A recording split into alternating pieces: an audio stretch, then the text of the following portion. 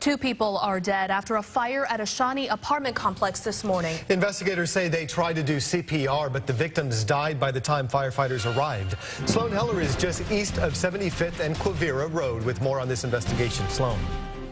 Good morning, Curtis. Joining you here from the Carlyle Apartments. I just talked to the fire chief. A little bit of an update. Basically, they are finishing documenting the scene here at the Carlyle. The next step, of course, the investigation into where this fire started within this apartment. Was it the kitchen? Was it the living room?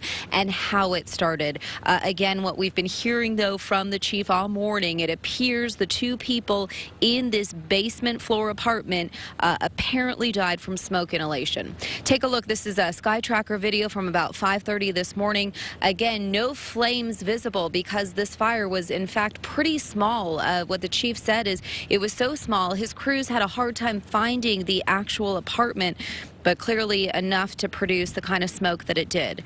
Now, after the victims pulled, they tried to resuscitate them, but they were pronounced dead, as you mentioned, on the scene. Here's what the chief had to say about the likely cause of death.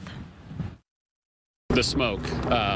By far, the smoke is the most dangerous part of a fire, obviously. And a smoky fire, your first sense to go to sleep is your olfactory. It's the last one to wake up, so you don't smell it. That's, just drives home the importance of working smoke detectors and alarm systems in common buildings like this. And the chief told us we should learn the identities of those 2 people, again, killed in this apartment fire at the Carlyle early this morning. A couple ironies. I don't know if you want to call them coincidences. I think the jury is still out, but we've been saying this. This is the 2nd apartment fire in Shawnee just this week. Again, the causes on both fires still unknown, so it's still unclear if there's any sort of relation between the 2.